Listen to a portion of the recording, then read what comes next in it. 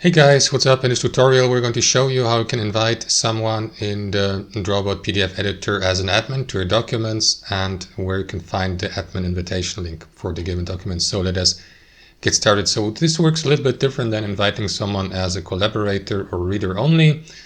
Either way, you will need to navigate to the Drawboard application, for example, via desktop or web version.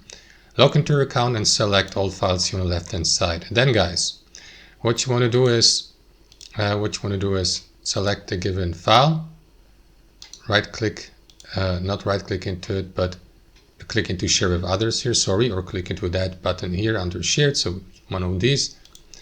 And then guys, instead of inviting someone with the email address and collaborator, click into these three dots in the bottom right, and here you will see the invitation link for admins, right?